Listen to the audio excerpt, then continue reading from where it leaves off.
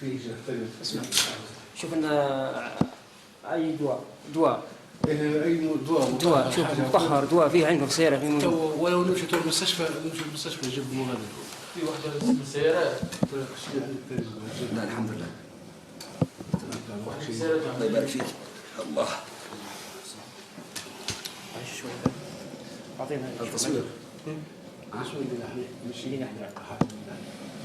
حقنا من حقنا معلش من حقنا والله السيف معمر القذافي تم القبض عليه هذه الليلة في منطقة الرملة ما بين منطقة أوباري ومنطقة إدري أو برقل.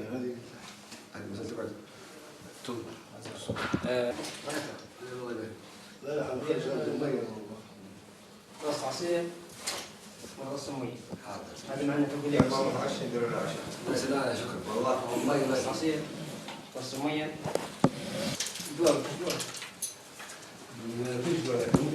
سهل سهل. ايش في الله ان شاء الله. ايش في الله. الصبح نشوف الطبيب ان شاء الله. سهل سهل. يا حمام باسم وانا نتجرأ حتى اللي بيدي نتجرأ نتكلم باسم الشعب الليبي كله ان نضمن لك محاكمه عادله، لا نظلموك ولا نظلموك، بل بالعكس نوفر لك اي محامي تبيه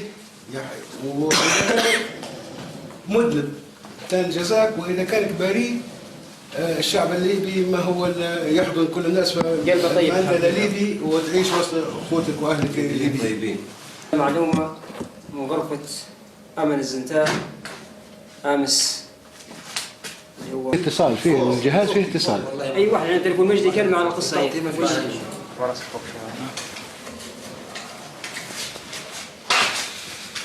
نبي معلومه بس حبيبي خوتي تفضل. الوادي اللي منزلني هذا برقيكم.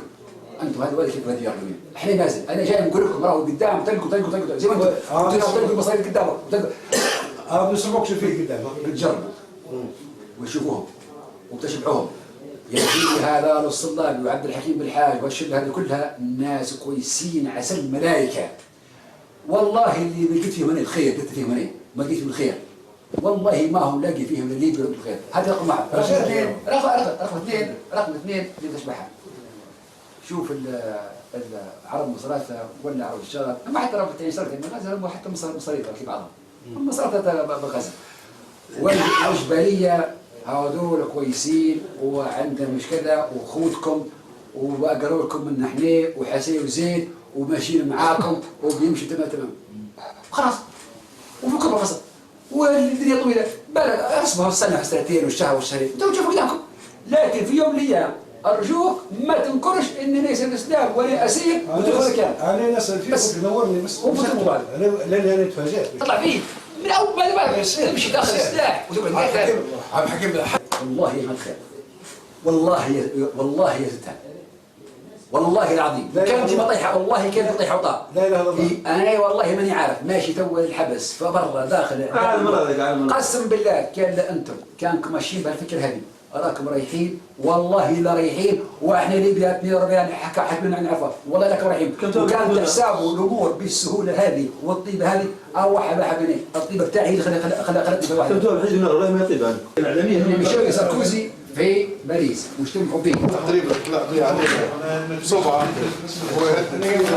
هذه محاشي هذه كلمات اسمها هذا بارك الله فيك ملابس ما يجيش فيه حاجه اللي كنا نتكلموا عليها. هذه خالص طبعا هو ما يدخلش هذا اللي مرافقين رجال اعمال الحاجيات كلها طبعا ويجي ويحكي قالوا لي ما سمعتني قالوا لي ان عذبناه قسم بالله العظيم من يوم لما سلموه الامريكان حكى لنا الامريكان كيف لما علقوه في الطياره وحطوه في البان بتاع الثلج والتعذيب واحد حطيناه في فيلا جبنا مرته صغيره ولا واحد حط صبعه هيك لعن ما طلع ويعتبر اقامه جبريه.